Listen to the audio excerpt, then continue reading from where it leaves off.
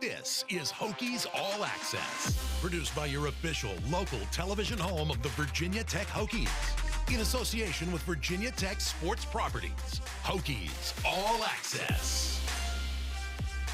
Yes. Hi, everyone. I'm Jermaine Ferrell, hoping your day is wonderful and blessed like butter. Let's go on the road, baby, with a little thing we like to call Hokies All Access. Now, in our opening drive segment of Hokies All Access, with first quarter action, guess what, folks? The Virginia Tech Hokies men's basketball team, they got some love from the ACC as they got some special honors. Tipping things off, Mike Young winning ACC Coaching of the Year honors, Keve Aluma being named second team All-ACC, and Tyrese Radford being tabbed the ACC honorable mention as announced by the league office. And the Hokies were picked to finish 11th in the ACC. They came out in third. Meanwhile, the Hokies doing it in the classroom as well. 5 Hokies were named to the ACC men's basketball all-academic team on Tuesday. Justin Mutz, Jalen Cone, and Hunter Couture earned the honor for the first time, while Wabisa Beatty and Naheem Aline were named to the team for the second time. All right, folks, it is full booth time. And, of course, we have full booth with the voice of the Hokies, John Laser, and, of course, Virginia Tech Hall of Famer Mike Burnup. Good afternoon or good evening or however you want to say it. How y'all doing? Doing great, Big Daddy. That was a tournament enthusiasm level open. I like it. Yeah, you look good there, Big Daddy. I tell you what, like you said last week, styling and profiling like Ric Flair, so I feel I would get to that point that you guys deserve. Now, I just want to let everybody know, now we are recording this before the ACC tournament, so we'll let everybody know as you're watching this, the ACC tournament's already transpired. And obviously the Virginia Tech Hokies are in the ACC tournament, getting that double bye. And guys, I just got to ask you, now in your impression leading into not only the ACC tournament, the NCAA tournament, Virginia Tech getting in there, they got the double bye, but obviously they have to play in the tournament, and it's probably as wide open as it's ever been. Yeah, I would definitely agree with that. And I know Coach K said that as well. And that's been the sentiment really throughout the entire season. There hasn't been a dominant type team. Even Florida State, Virginia, and the Hokies that have been at or near the top of the conference have certainly all shown strengths at times and vulnerabilities at times, including Florida State gift wrapping the regular season title for Virginia. So for Virginia Tech, yeah, they're going to go down to Greensboro, or when you see this, have already done it, with an opportunity, a legitimate one, to win the tournament. But at the same time, they're in a tough spot because they won't have played a game since February 27th. And when you get that double bye, you know the first game you get is not going to be a feel-it-out affair. It's going to be against one of the better teams in the conference. Yeah, it is exciting, Jermaine, to get to the ACC tournament and be able to be in the tournament, because I think a lot of people were kind of worried and scared that with the last outbreak that they had, that maybe they would miss the tournament. But, you know, Coach said he's been able to practice somewhat and, you know, be a little more normal. I'm sure they learned a few things from the last time they were out. And so it's a great tournament. But is it wide open? Absolutely. I mean, I just don't see a dominant team. You know, the Hokies beat the top team in the league in UVA, and obviously lost, you know, some tough games as well. So I just think it's crazy when you look at the big picture of this thing. I think anybody could win it. And, you know, it's like another season. So you got to be ready to play a 40-minute game. And the Hokies, obviously, having that long layoff, playing, 2 games in 32 days or whatever it is, you know, they got to make sure they got enough gas in the tank to be able to go the first game for 40 minutes and hopefully win it and try to go to the next one, because they're going to be 3 night games in a row if you should be so lucky as to get that far. So it's pretty cool. It's a great time of year. I'm glad there are going to be some fans in the stands. That'll certainly help the atmosphere there in Greensboro. And one other big thing, too, this past week we found out the accolades for the ACC, but the one that we kind of circle things around with is Mike Young being named the ACC Coach of the Year. During the press conference that he held on Tuesday, he said, you know, a dog likes to get scratched every now and then. I love that line. If that's a New River Valleyism right down Mike Burnup's heart and John Laser's heart, I don't know what is. But he thanked the whole team because it was a team award.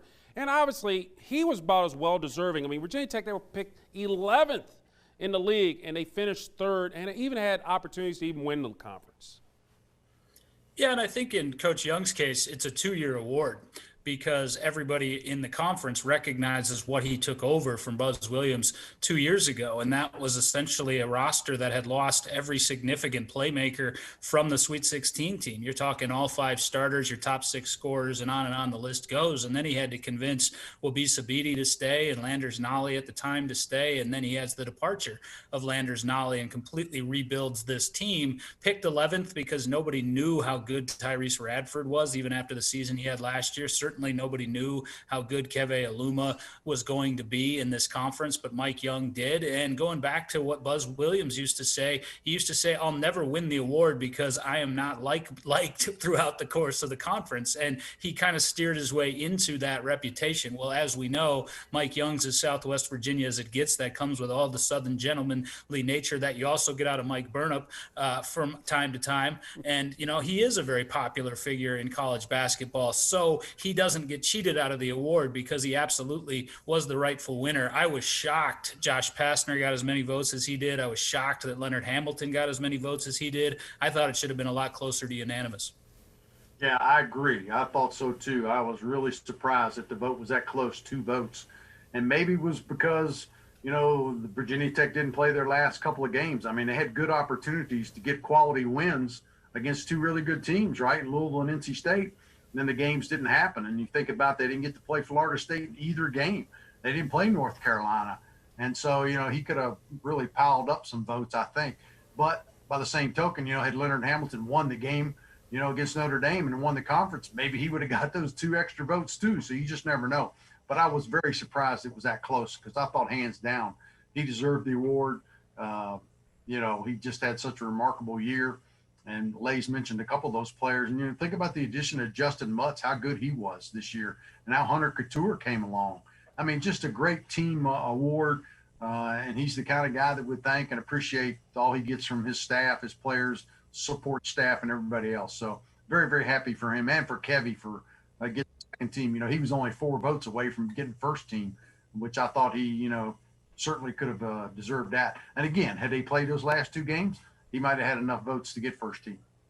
And obviously also Tyrese Radford, a.k.a. affectionately known as Boots, he got honorable mention. So, again, a great job by the Virginia Tech Hokies. He also had 5 players make the all-academic team, which is big too. So, guys, enjoy the time in Greensboro, baby. Have fun. It's the ACC tournament, and John and Mike will be on the call. You can listen to their action on the Virginia Tech Sports Radio Network, powered by Learfield IMG. Again, I butchered the title, but I think I got all the key elements in there, but that's good enough. But anyway, listen to them. You can listen to them on the radio because it's good stuff. So anyway, guys, thank you so much. We will see you next week with Full Booth because guess what? We're going to talk about the NCAA tournament with the Hokies. All right, and coming up on Hokies All Access, we give you an update on the Virginia Tech wrestling and women's basketball teams. Stick and stay, please.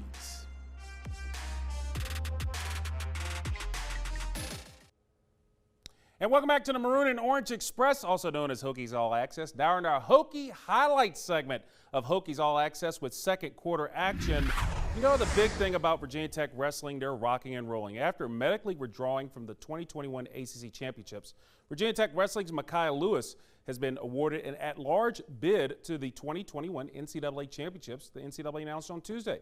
With Lewis's inclusion, the Hokies will send 8 wrestlers to the national tournament, the same number VT sent in 2016 when the team placed 4th, the program's highest ever finish at the NCAA Championships. Tech had 7 wrestlers automatically qualify for the ACC Championships, and Lewis is the defending 165-pound national champion after he won the NCAA title for the Virginia Tech Hokies the first time for them in 2019. Before his injury default this season versus Pitt, the redshirt sophomore was a consensus number 1 165-pounder in the country, and he had won 28 straight collegiate matches. On to women's hoops. Virginia Tech sophomore Elizabeth Kitley, the center, is on a very special list. Kitley is one of 5 finalists for the 2021 Lisa Leslie Center of the Year award that honors college basketball's top center on the women's side. Kitley, a first-team All-ACC honoree, ranks among the top 4 in the league in points, rebounds, field goal percentage, blocks, and free throws, in addition to leading the conference in double-doubles with 13. Coming up on Hokies All Access, we have updates from the Diamonds as we're talking baseball and softball. This is Hokies All Access.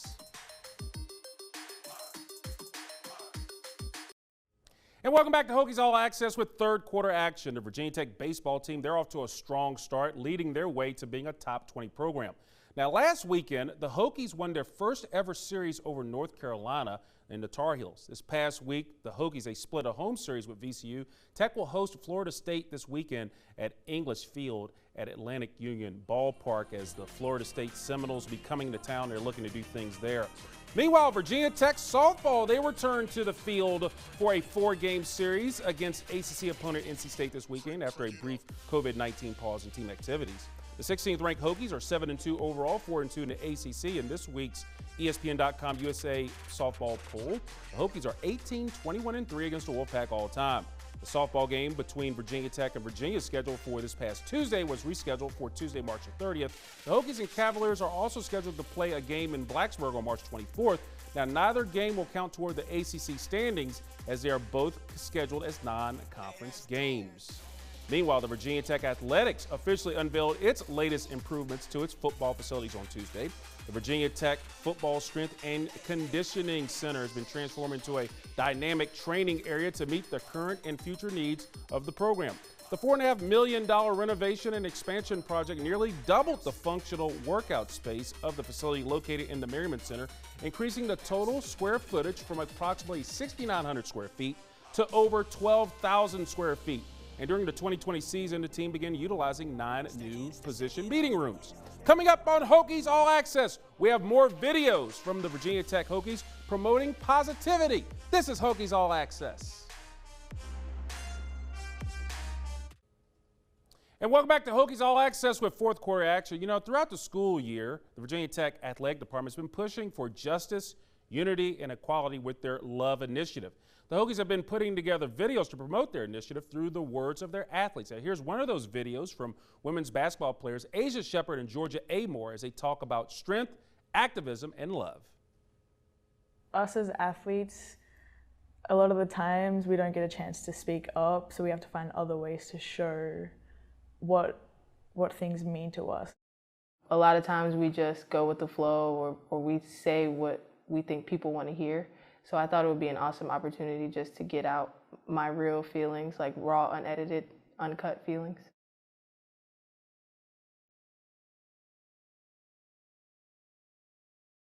Who we are as people, like we are athletes, yes, and we do take a lot and we should be able to handle a lot, but at the same time, we still have feelings. During that time within the pandemic, there were a lot of things happening, especially with social justice issues and with police brutality. That weighed heavy on myself and my family. So during that time, I felt like I couldn't really speak out in the way that I wanted to, just because I understand that where I go to school, who supports us, and things of that nature. So you don't want to, in a sense, piss anybody off. But I just think it's hard for people to realize that we still have feelings, and we shouldn't just shut up and dribble. The death of George Floyd and all that has really sparked like a revelation, and being in America while that's all happening has been really eye-opening. And I've learned throughout the week that it's institutional, it's everything. So I think not realizing how big of an issue it is at home until I got here was it was kind of scary, because something like this shouldn't just be going under the radar. Like, what the media would tell us is not really that educational. It kind of just explains the events of what happened, but I feel like I found out more listening to my friends and doing my own research than I did from watching the news. After the situation that happened with George Floyd, I took some time to talk to my family and get my thoughts together. I talked to my coaches just to talk through what was happening and why it was happening. It almost doesn't feel real, like how normalized or like accepted that people who get murdered don't really get justice for it. It's like, even me now trying to describe it, I still like can't put together why someone would think that's okay, because it just literally makes no sense in my mind. I was angry, I was upset, I was confused. I just don't understand why us as African Americans are so targeted when it comes to police encounters. It could be something as simple as a broken taillight, and you just don't know if your family member is going to come home.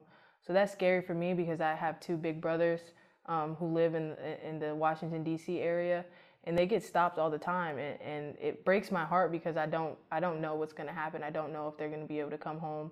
I don't know if my niece is going to have her father day in and day out. So I think it's an experience that a lot of people just don't understand, and it's gut-wrenching, and it's just so hard because you just don't know why things are the way that they are, and it's just the word is always just going to be frustrating, and I wish I could do more, but there's nothing that I could really do. You just hope that that traffic stop is just a traffic stop, and my brothers will be able to come home.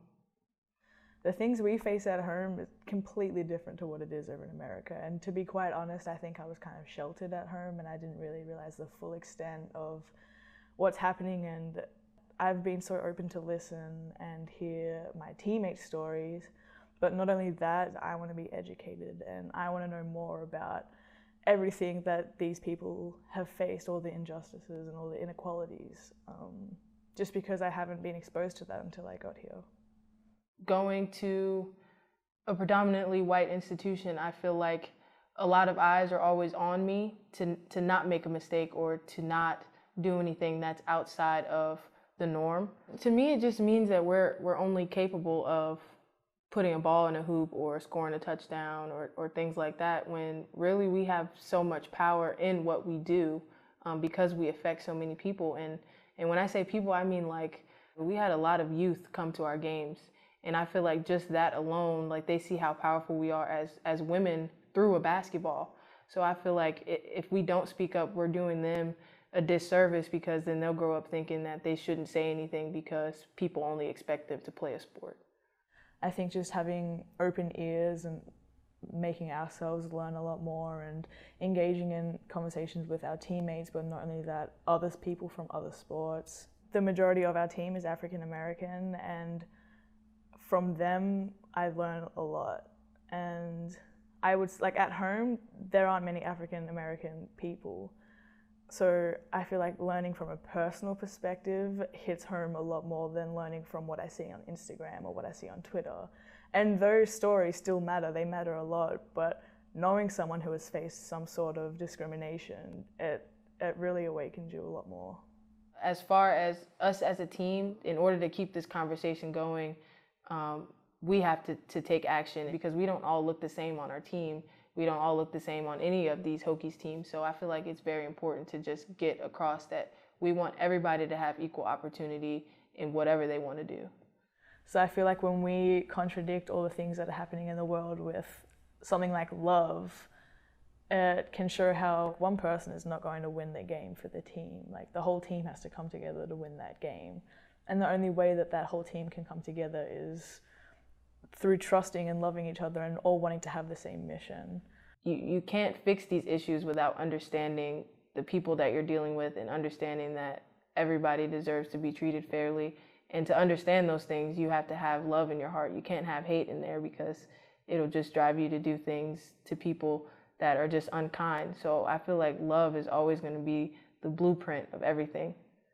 Love can be a generalized word, I feel, but adding the VT into the word kind of just shows like our community and how everyone is trying to love everyone in this community, no matter what background, what race, what culture, what religion, whatever.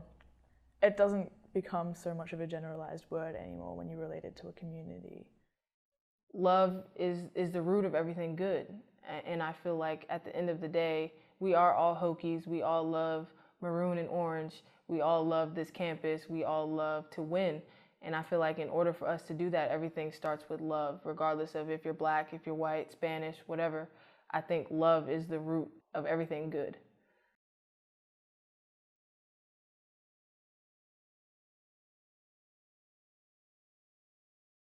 And to see all things Hokies, including previous episodes of Hokies All Access, We have it for you on HokiesAllAccess.com. One other quick note, congratulations to women's basketball coach Kenny Brooks. His last week in the ACC tournament, he won his 100th game as Tech head coach. Well, good peeps, that does it for this edition of Hokies All Access. I'm Jermaine Ferrell. Hope all your teams are winners. Have a wonderful and blessed day, everyone, and go Hokies!